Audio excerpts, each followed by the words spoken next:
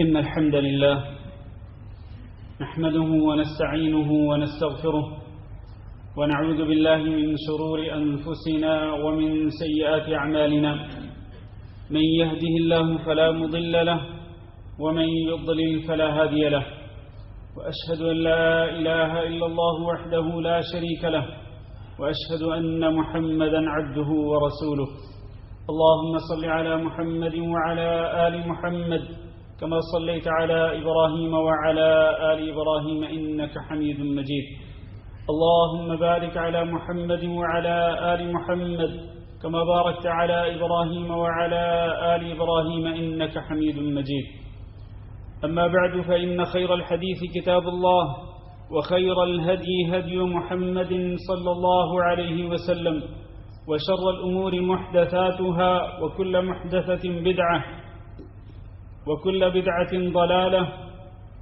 وكل ضلالة في النار أعوذ بالله من الشيطان الرجيم يا أيها الذين آمنوا اتقوا الله حق تقاته ولا تموتن إلا وأنتم مسلمون يا أيها الناس اتقوا ربكم الذي خلقكم من نفس واحدة وخلق منها زوجها وبث منهما رجالا كثيرا ونساء واتقوا الله الذي تساءلون به والأرحام إن الله كان عليكم رقيبا يا أيها الذين آمنوا اتقوا الله وقولوا قولا سديدا يصلح لكم أعمالكم ويغفر لكم ذنوبكم ومن يطع الله ورسوله فقد فاز فوزا عظيما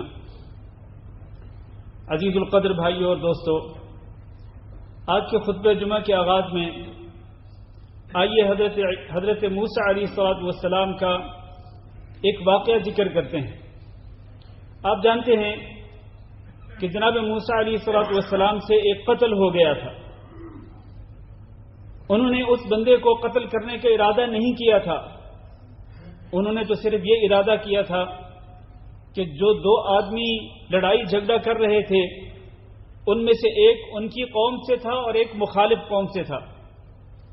جو ان کی قوم سے تھا اس نے مدد کے لیے پکارا، موسیٰ علیہ السلام اپنے ساتھی کی مدد کے لیے آگے بڑھے اور مخالف قوم کے اس شخص کو مکہ دے مارا جو اس سے لڑائی کر رہا تھا۔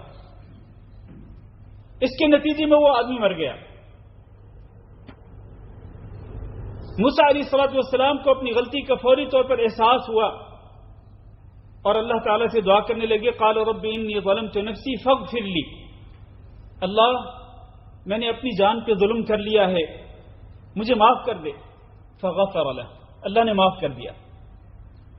اب یہاں اللہ رب العزت نے تو انہیں معاف کر دیا، لیکن ان پہ ایک خوف طاری ہو گیا کہ مخالف قوم کا ایک شخص میرے ہاتھوں مارا گیا ہے، کہیں ایسا نہ ہو کہ وہ بدلے میں مجھے پکڑ کر اور مجھے وہ قتل کر دیں، مجھے مار دیں۔ اسی دوران میں خوف و ہراس کے عالم میں ایک ناصح، ایک خیر خواہ ان کے پاس آیا، کہنے لگا موسیٰ مخالف قوم کے لوگ آپ کو پکڑ کر آپ کو قتل کرنے کی سازش کر رہے ہیں، لہذا آپ یہاں سے نکلیں۔ موسیٰ علیہ السلام وہاں سے نکلے۔ قصہ مختصر یہ ہے کہ بے سر و سامانی کے عالم میں کہ جہاں ان کی مدد کرنے والا کوئی نہیں تھا، اللہ رب العزت نے ان کی رہنمائی کر دی، وہ مدین میں پہنچ گئے۔ مدین میں پہنچے تو دیکھتے ہیں کہ وہاں پر جو کنواں ہے، وَلَمَّا وَرَدَ مَاءَ مَدْيَنَ وَجَدَ عَلَيْهِ أُمَّةً مِّنَ النَّاسِ يَسْقُونَ، لوگوں کو دیکھا کہ وہ اپنے جانوروں کو اس کنویں سے پانی پلا رہے ہیں، لیکن وَوَجَدَ مِن دُونِهِمُ امْرَأَتَيْنِ تَذُودَانِ، موسیٰ علیہ السلام نے ملاحظہ کیا کہ دو عورتیں ہیں، ان کے پاس بھی جانور ہیں لیکن وہ ایک سائڈ پہ کھڑی ہو کر اپنے جانوروں کو روکے کھڑی ہیں اور وہ اس کنویں کی طرف نہیں آ رہی۔ قال ما خطبکما، موسیٰ علیہ السلام نے پوچھا آپ کا کیا معاملہ ہے؟ لوگ کنویں سے اپنے جانوروں کو پانی پلا رہے ہیں اور آپ کیوں نہیں پلا رہی؟ تو ان دو عورتوں نے کیا جواب دیا؟ قالتا لا نسقی حتی یصدر الرعاء وابونا شیخ کبیر، کہنے لگی ہم اپنے جانوروں کو پانی نہیں پلائیں گے جہاں تک کہ یہ جو چرواہے پانی پلا رہے جب تک یہ فارغ ہو کے چلے نہیں جاتے تب تک ہم نہیں جائیں گے۔ یہ ایک نیک گھرانے کی عورتیں تھیں، ان کی تربیت ایک نیک گھرانے کے اندر ہوئی تھی۔ انہوں نے مناسب نہیں سمجھا کہ وہ عورتیں ہو کر غیر محرم مردوں کے ساتھ اپنے جانوروں کو پانی پلائیں۔ اس معاشرے کے اندر یہ بات کوئی معیوب نہیں تھی، لیکن ان کے نزدیک ان کا دین ان کو اس بات کی اجازت نہیں دیتا تھا۔ آج تو یہ کہا جاتا ہے نا کہ مرد و عورت کو شانہ بشانہ چلنا چاہیے، مرد اور عورت کو کندھے سے کندھا ملا کر چلنا چاہیے، اور آج ہم یہی دیکھتے ہیں مارکیٹوں میں بازاروں میں یہی کچھ ہو رہا ہے، کوئی شرم نہیں، کوئی حیا نہیں۔ یہ نیک عورتیں اپنے گھروں سے جو تربیت لے کے آئی تھی، اپنے باپ سے، نیک باپ سے، بزرگ باپ سے جو تربیت لے کے آئی تھی، اس کے نتیجے میں یہ دور کھڑی رہی۔ اب یہاں ذرا غور کیجئے موسیٰ علیہ السلام نے کیا کردار ادا کیا۔ فسقا لہما، انہوں نے کیا کیا؟ ان کے جانوروں کو لیا اور آ کر ان کے جانوروں کو پانی پلا دیا۔ یہ ایک نیکی ہے، اور نیکی کون کر رہے ہیں؟ موسیٰ علیہ السلام۔ کن سے کر رہے ہیں؟ ان عورتوں سے کر رہے ہیں جن کو وہ جانتے بھی نہیں، انجانی عورتوں کے ساتھ نیکی کر رہے ہیں، ان کے ساتھ احسان کر رہے ہیں۔ اور پھر ایک درخت کے سائے تلے جا کر اللہ تعالیٰ سے دعا مانگنے لگے، رب انی لما انزلت الی من خیر فقیر، اللہ میری طرف تو جو بھی خیر نازل کرے گا میں اس کا محتاج ہوں۔ اپنی فقیری، اپنی محتاجی کا، اپنی بے بسی کا، اپنی عاجزی کا اظہار کرنے اپنے رب کے سامنے، ایک مشکل اور کٹھن وقت کے اندر کہ جہاں مدین میں ان کو جاننے والا بھی کوئی نہیں تھا۔ یہ تو اللہ کا شکر ہوا کہ اللہ نے ان کو مصر سے بچا کر مدین میں پہنچا دیا، لیکن ان کی بری حالت ہو چکی تھی، پیدل چلتے چلتے ان کے جوتے پھٹ گئے تھے، اور ان کے پاس کھانے پینے کو کچھ نہیں تھا، بے یار و مددگار۔ اب یہاں آپ دیکھیں کہ موسیٰ علیہ السلام نے جو ایک نیکی کی، کسی اور کے ساتھ جو نیکی کی، اس کا نتیجہ کیا نکلتا ہے؟ انہی دو عورتوں میں سے ایک عورت آ کے بلاتی ہے، کہتی میرے والد آپ کو بلا رہے ہیں تاکہ آپ کو آپ کے احسان کا بدلہ دیں۔ قصہ مختصر یہ ہے کہ ان دو عورتوں کے باپ نے انہیں آفر کی کہ میں آپ کو اپنی دو بیٹیوں میں سے ایک کا نکاح کرنے کے لیے تیار ہوں، آپ ایک سے نکاح کر لیں، شادی کر لیں، اور پھر آپ میرے پاس رہیں، 8 سال میرے پاس کام کرتے رہیں، آپ کے روزگار کا بھی بندوبست ہو جائے گا۔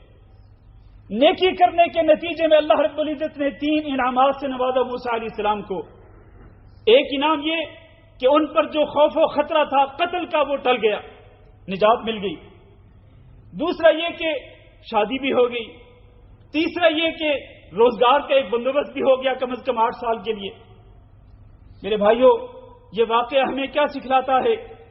یہ واقعہ ہمیں اس بات کا سبق دیتا ہے کہ آپ لوگوں کے ساتھ نیکی کیا کریں، اور بے لوث اللہ کی رضا کے لیے لوگوں کے ساتھ نیکی کیا کریں اور لوگوں کی خدمت کیا کریں۔ اس کو ہمارے دین کے اندر احسان کہا جاتا ہے۔ اللہ تعالیٰ نے اس کا حکم دیا کہ وَأَحْسِنُوا إِنَّ اللَّهَ يُحِبُّ الْمُحْسِنِينَ، نیکی کیا کرو، اپنی ذات کے لیے بھی نیکی کیا کرو اور دوسروں کے لیے بھی نیکی کیا کرو، دوسروں کی خدمت کیا کرو، دوسروں پر احسان کیا کرو۔ اور آئیے ذرا ایک نمونہ میں آپ صلی اللہ علیہ وسلم کی حیات مبارکہ سے بھی پیش کرنا چاہتا ہوں۔ ابھی نبی کریم صلی اللہ علیہ وسلم کو نبوت ملی ہے، تازہ بات ہے۔ پہلی وحی کے بعد گھبرائے ہوئے پریشان ہو کر نبی صلی اللہ علیہ وسلم اپنے گھر میں پہنچتے ہیں، کپا رہے ہیں، تھرتھرا رہے ہیں، خوف کا عالم ہے۔ سیدہ خدیجہ رضی اللہ تعالیٰ نے اپنے اس خامن کو کس طرح تسلی دلاتی ہیں، کہتی ہیں، ان کی کچھ نیکیاں ذکر کرتی ہیں، کہتی ہیں کہ اے محمد صلی اللہ علیہ وسلم کلا واللہ لا یخزیک اللہ ابدا، ہرگز نہیں، آپ پریشان نہ ہوں، مطمئن رہیں، تسلی رکھیں، آپ کو اللہ تعالیٰ کبھی رسوا نہیں کرے گا۔ کیوں؟ اس کی وجہ کیا ہے؟ وجہ یہ ہے کہ انک لتصل الرحم، آپ تو اپنے رشتہ داروں کے ساتھ بڑا اچھا سلوک کرتے ہیں، اللہ آپ کو رسوا کرے گا؟ یہ نہیں ہو سکتا ہے۔ اپنے رشتہ داروں کے ساتھ آپ نیکی کرتے ہیں۔ دوسرا یہ کہ وہ تحمل الکل، وہ لوگ جن کے پاس کوئی روزگار کا وسیلہ نہیں ہوتا، آپ ان کو روزگار کا وسیلہ لے کے دیتے ہیں، لوگوں کی ہیلپ کرتے ہیں، آپ ان کی مدد کرتے ہیں۔ وہ تکسب المعدوم، آپ لوگوں کا بوجھ بھی اٹھاتے ہیں، جن کے پاس کچھ نہیں ہوتا آپ ان کو کما کر کے دیتے ہیں، آپ ان کی مدد کرتے ہیں. وَتَقْرِ الضَّيْفِ، مہمانوں کی مہمان نوازی کرتے ہیں. وَتُعِينُ عَلَى نَوَائِبِ الْحَقِّ، اور حق کے معاملے میں جو مصیبتیں اور آزمائشیں آتی ہیں آپ ان میں حق والوں کا ساتھ دیتے ہیں، ان کی مدد کرتے ہیں. میرے بھائیوں، یہ ہمارے نبی صلی اللہ علیہ وسلم کا طرز عمل تھا نبوت ملنے سے بھی پہلے. آپ صلی اللہ علیہ وسلم کے یہ جو آپ کی نیکیاں تھیں، یہ جو آپ کا طرز عمل تھا جو خدیجہ رضی اللہ تعالیٰ نے ذکر کر رہی، یہ نبوت ملنے سے پہلے کی چلی آ رہی تھی. تو اس طرح نبی صلی اللہ علیہ وسلم لوگوں کے ساتھ نیکی کرتے تھے، بے روزگاروں کے لیے روزگار ڈھونڈتے تھے، لوگوں کا بوجھ اٹھاتے تھے، مہمان نواز تھے، حق کے معاملے میں لوگوں کا ساتھ دیتے تھے. اور بھلے لوگوں یہ صفات اپنے اندر پیدا کرو. آج نفس نفسی کا عالم ہے، حرص اور لالچ اس قدر ہے کہ مجھے اور آپ کو صرف اپنی ذات کی فکر ہے، کسی کی فکر نہیں. بہت کم ہوں گے جن کو دوسروں کی بھی فکر ہوتی ہوگی، بہت کم ہوں گے جن کو اپنے بہن بھائیوں کی فکر ہوگی، بہت کم ہوں گے جن کو اپنے رشتہ داروں کی فکر ہوگی، بہت کم ہوں گے جن کو اپنے مسلمان بھائیوں بہنوں کی فکر ہوگی. ورنہ آج ہر بندہ اپنے بارے میں سوچتا ہے اور اپنے سے باہر انسان نکلتا ہی نہیں. اس کی سوچ کا محور خود اس کی اپنی ذات ہے. میرے بھائیوں، باہر نکلیں اور احسان کریں لوگوں کے ساتھ، نیکی کیا کریں اور کسی بدلے کی امید رکھتے ہوئے نہیں. اگر آپ کسی بدلے کی امید رکھتے ہوئے کسی کی مدد کریں گے کچھ نہیں ملے گا آپ کو. صرف اور صرف اللہ کی رضا کی خاطر، صرف اللہ رب العزت سے اجر و ثواب کو پانے کی خاطر احسان کیا کریں. نبی کریم صلی اللہ علیہ وسلم کے ایک فرمان اور آپ کا ایک ارشاد سنیے. آپ نے فرمایا من نفس عن مؤمن كربة من كرب الدنيا نفس الله عنه كربة من كرب يوم القيامة. جو شخص دنیا کی پریشانیوں میں سے کسی ایک پریشانی کو ختم کرتا ہے، مومن کی کسی پریشانی کو ختم کرتا ہے، اس کی کسی بھی پریشانی کو کربة من كرب الدنيا، دنیا کی کسی بھی پریشانی کو ختم کرنے میں اس کا ساتھ دیتا ہے. وہ اس کی جان سے متعلق ہو، اس کی فیملی سے متعلق ہو، اس کے رشتہ داروں سے متعلق ہو، وہ کسی بھی قسم کی پریشانی ہے، یہ بندہ اپنے مومن بھائی کی پریشانی کو دور کرنے میں اس کا ساتھ دیتا ہے. نفس اللہ عنہ کربۃ من کرب یوم القیامہ، اللہ تعالیٰ اس کی قیامت کے دن کی پریشانیوں میں سے ایک پریشانی کو دور فرما دے گا. دنیا کے اندر آپ لوگوں کے ساتھ دیں، یہ احسان کی ایک شکل ہے کہ آپ کسی کی پریشانی کو دور کریں. ومن یسر علی معسر، اور جو بندہ کسی تنگ دست کے لیے آسانی پیدا کرتا ہے. آپ نے کسی کو قرضہ دیا لیکن وہ تنگ دست سے وہ آپ کو قرضہ ٹائم پہ واپس نہیں کر سکا. اب اس کو لوگوں کے سامنے رسوا نہ کریں کہ اس نے میرا قرضہ دینا نہیں دے رہا. آپ اس کو ذلیل نہ کریں بلکہ آپ اس کے لیے آسانی پیدا کریں، اس کو ڈھیل دے دیں، مہلت دے دیں، اور ہو سکے تو اس کو معاف کر دیں. من یسر علی معسر یسر اللہ علیہ فی الدنیا والآخرہ. تنگ دست پر آپ نے آسانی کر دی، اللہ تعالیٰ آپ کے لیے دنیا میں بھی آسانی کرے گا، آخرت میں بھی آسانی فرمائے گا. اور فرمایا ومن ستر علی مسلم سترہ اللہ فی الدنیا والآخرہ. جو کسی مسلمان پہ پردہ پوشی کرتا ہے، اس کے عیبوں کو، اس کی برائیوں کو، اس کی کمزوریوں کو لوگوں کے سامنے اچھالتا نہیں ہے، اس کو بدنام نہیں کرتا، رسوا نہیں کرتا، بلکہ پردہ پوشی کرتا ہے، اللہ اس پہ پردہ پوشی کرے گا دنیا میں بھی اور آخرت میں بھی. اور آخر میں آپ نے فرمایا واللہ فی عون العبد ما کان العبد فی عون اخیہ. اللہ اکبر. اللہ رب العزت ایک بندے کی مدد کرنے میں لگا رہتا ہے. کب تک؟ جب تک کہ وہ بندہ اپنے بھائی کی مدد کرنے میں لگا رہتا ہے. آپ اپنی بھائی کی مدد کرنے میں لگے رہیں گے، اللہ آپ کی مدد کرتا رہے گا. اللہ کی مدد کس چیز کے ساتھ مشروط ہے کہ جب آپ اپنے بھائی کی مدد کریں گے اللہ تعالیٰ کی طرف سے آپ کے لیے مدد نازل ہوگی. یہ ساری صورتیں ہیں احسان کی میرے عزیز بھائیوں. اور احسان کی بیس کیا ہے، اس کی بنیاد کیا ہے؟ یہ جذبہ کیسے آپ کے اندر پیدا ہوگا کہ آپ لوگوں کے کام آئیں، آپ لوگوں کو فائدہ پہنچائیں، آپ لوگوں کی خدمت کریں، آپ لوگوں کے ساتھ نیکی کریں، آپ ان سے اچھا سلوک کریں. اس کی بنیاد دو چیزیں ہیں. ایک ہے خیر خواہی کا جذبہ، النصیحہ، الدین النصیحہ. دین تو ہے ہی خیر خواہی کا نام. جریر بن عبداللہ رضی اللہ تعالیٰ عنہ بیان کرتے ہیں بایعت رسول اللہ صلی اللہ علیہ وسلم علی النصح لکل مسلم. میں نے تو رسول اکرم صلی اللہ علیہ وسلم کے ہاتھ پہ ہاتھ رکھ کر بیعت کی ہے، معاہدہ کیا نبی صلی اللہ علیہ وسلم سے کہ جب تک زندہ رہوں گا اپنے مسلمان بھائی کی خیر خواہی کروں گا۔ آج کہاں ہے خیر خواہی؟ کہاں ہے آج خیر خواہی؟ خیر خواہی نظر آتی ہے؟ میرے بھائیوں، نبی کریم صلی اللہ علیہ وسلم کے یہ فرمان بھی یاد رکھیں، لا یؤمن احدکم حتی یحب لاخیہ ما یحب لنفسہ۔ تم میں سے کوئی شخص اس وقت تک مومن نہیں ہو سکتا جب تک کہ وہ اپنے بھائی کے لیے بھی اس چیز کو پسند نہ کرے جو اپنے لیے پسند کرتا ہے۔ یہ جذبہ ہمارے اندر ہے، یہ چیز ہمارے اندر؟ اور سنیں ذرا اسی حدیث کا تکملہ، اس حدیث کے راوی ہیں انس بن مالک رضی اللہ تعالیٰ عنہ، بیان کرتے ہیں کہ جب نبی صلی اللہ علیہ وسلم نے یہ ارشاد فرمایا تو اس کے بعد میں اور میرے ایک ساتھی ہم دونوں بازار میں گئے، ایک سودا بک رہا تھا، تو میں نے اس سے، جس طرح ہوتی ہے نا کہ زبان، اس سے میں نے بات چیت کی سودا طے کرنے کے لیے، تو اس نے کہا کہ میں 30 میں اس کو بیچنے کے لیے تیار ہوں۔ کہتے ہیں کہ میرے ساتھ جو ساتھی تھا وہ کہنے لگا کہ میں اس کو 40 میں خریدتا ہوں۔ وہ بندہ کہنے لگا، بیچنے والا بندہ کہنے لگا، میں آپ کو 30 میں آفر کر رہا ہوں اور آپ مجھے 40 دے رہے ہیں۔ یہ بندہ کہنے لگا کہ کوئی بات نہیں، میں آپ کو 50 دینے کے لیے تیار ہوں۔ اس بندے نے پھر یہی بات کی کہ میں تو آپ کو 30 دینے کے لیے، 30 میں بیچنے کے لیے تیار ہوں، آپ مجھے 50 کے آفر کر رہے ہیں۔ تو انہوں نے کہا کہ اصل بات یہ ہے کہ میں نے رسول اکرم صلی اللہ علیہ وسلم سے ابھی حدیث سنی ہے کہ لا یؤمن احدکم حتی یحب لاخیہ ما یحب لنفسہ۔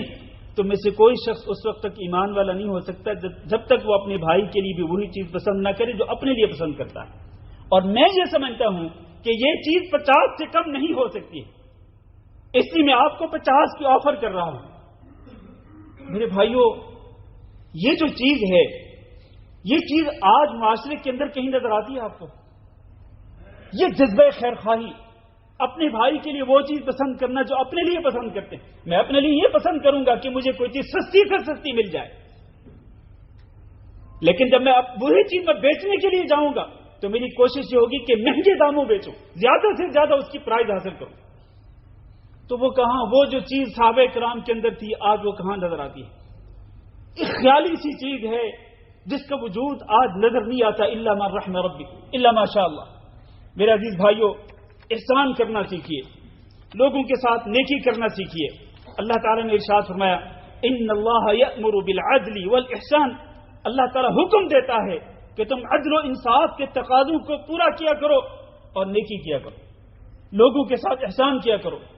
وَإِيتَاءِ ذِي الْقُرْبَى، اور نیکی کی شکلوں میں سے ایک شکل یہ ہے کہ اپنے رشتہ داروں کو دیا کرو۔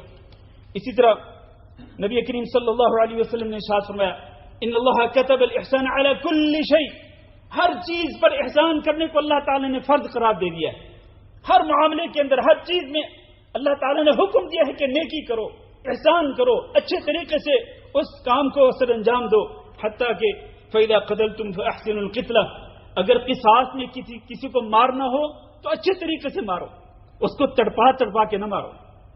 بدلے میں مارنا ہو تو ایک ہی وار کر کے اس کو مار دو، اور ظاہر ہے کہ یہ اتھارٹیز کا کام ہوتا ہے، یہ عام بندی کا کام نہیں ہوتا۔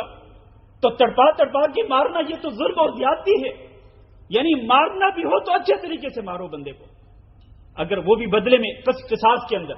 اور فرمایا وَإِذَا ذَبَحْتُمْ فَأَحْسِنُوا الذِّبْحَ، اگر جانور کو بھی ذبح کرنا ہو تو اس کو بھی اچھے طریقے سے ذبح کیا کرو، کہ اس کو ذبح کرنے سے پہلے چھری تیز کر لیا کرو اور اس کو راحت پہنچایا کرو۔ گویا کہ ہمارے نبی صلی اللہ علیہ وسلم احسان کا حکم دے رہے ہیں، حتیٰ کہ جانوروں کے ساتھ بھی احسان کا حکم، جانوروں کے ساتھ۔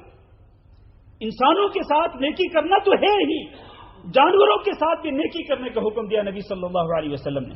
اسی لیے تو اللہ تعالیٰ نے فرمایا وَمَا أَرْسَلْنَاكَ إِلَّا رَحْمَةً لِلْعَالَمِينَ، ہمارے نبی صلی اللہ علیہ وسلم تمام جہان والوں کے لیے رحمت بنا کے بھیجے گئے، انسانوں کے لیے بھی، مومنوں کے لیے بھی، کافروں کے لیے بھی، جانوروں کے لیے بھی، جمادات کے لیے بھی، نباتات کے لیے بھی آپ صلی اللہ علیہ وسلم رحمت للعالمین تھے۔ احسان کی صورتوں میں سے ایک صورت یہ ہے، اور یہ بات یاد رکھیں میرے عزیز بھائیوں، احسان کے لیے یعنی نیکی کرنے کے لیے سب سے زیادہ جو مستحق ہے وہ کون ہے؟ سب سے زیادہ آپ کے والدین مستحق ہیں کہ آپ ان کے ساتھ نیکی کریں. اس لیے اللہ رب العزت نے جب احسان کرنے کا حکم دیا، احسان کا معنی نیکی کرنے کا حکم دیا، اچھا سلوک کرنے کا حکم دیا، تو اس میں سب سے پہلے والدین کو ذکر فرمایا. وَبِالْوَالِدَيْنِ إِحْسَانًا.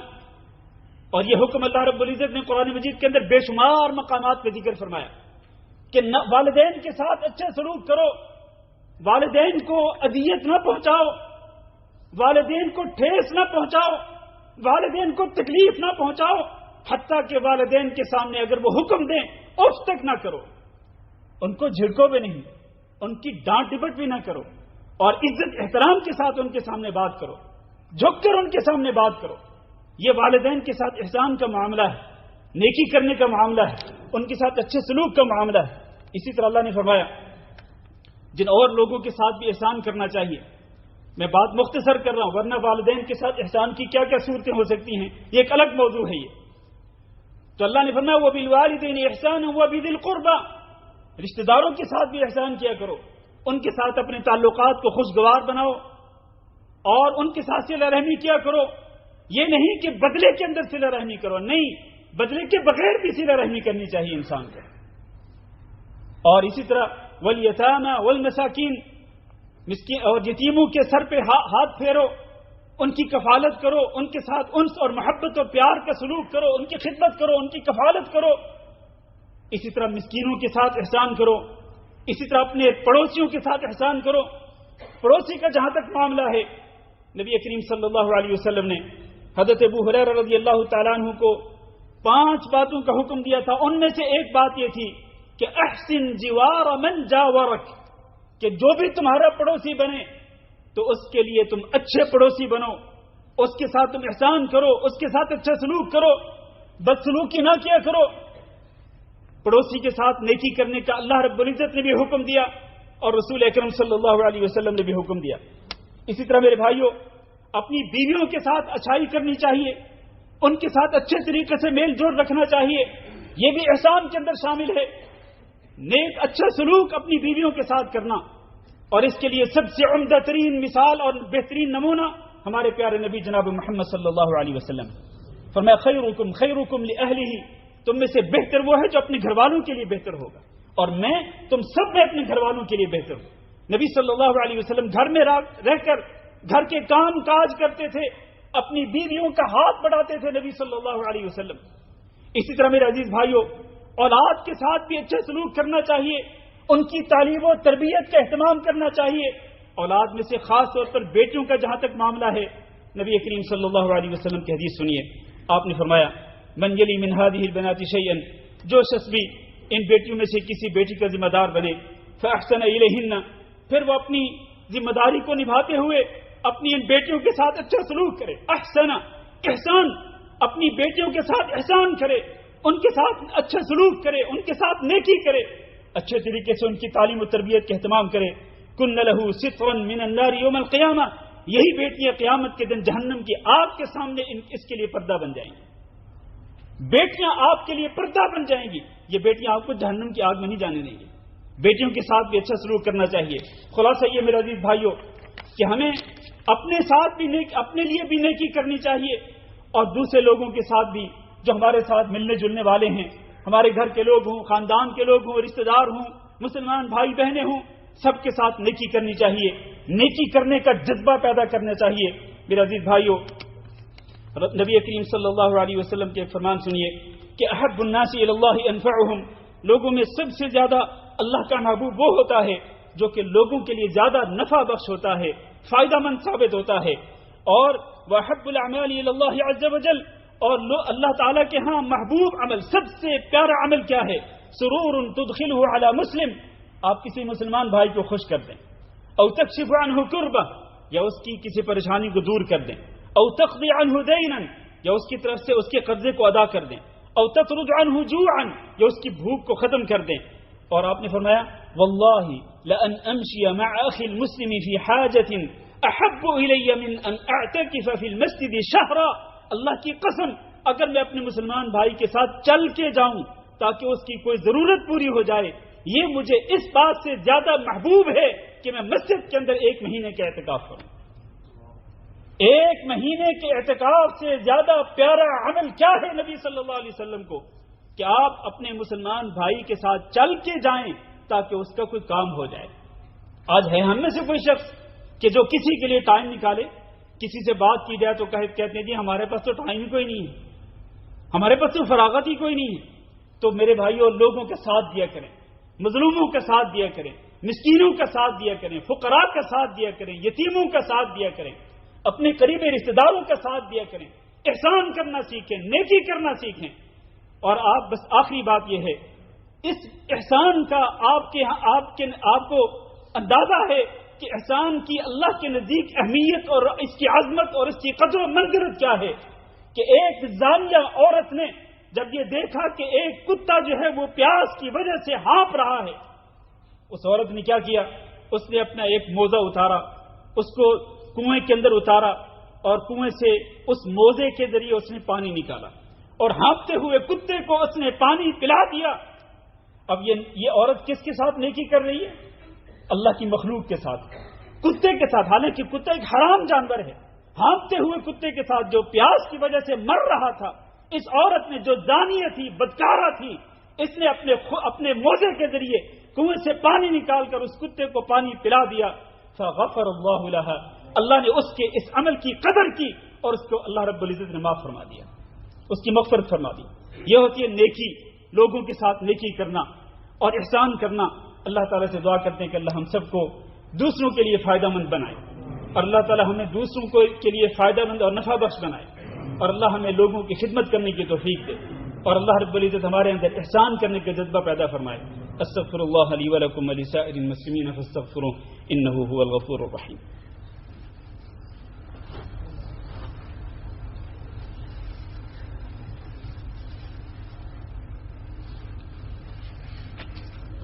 إن الحمد لله نحمده ونستعينه ونستغفره ونعوذ بالله من شرور أنفسنا ومن سيئات أعمالنا من يهده الله فلا مضل له ومن يضلل فلا هادي له وأشهد أن لا إله إلا الله وحده لا شريك له وأشهد أن محمدا عبده ورسوله.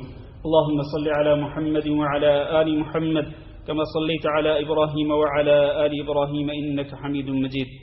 اللهم بارك على محمد وعلى آل محمد كما باركت على إبراهيم وعلى آل إبراهيم إنك حميد مجيد. أما بعد, عزیز القدر بھائیو اور دوستو, احسان کی ایک شکل یہ بھی ہے کہ آپ جب اللہ رب العزت کی عبادت کریں تو اللہ رب العزت کا خوف اور اس کی خشیت اور اس کی محبت, اس کا ڈر اپنے دل میں رکھتے ہوئے اس کی عبادت کریں, اور یوں سمجھیں کہ اللہ رب العزت آپ کے سامنے ہے.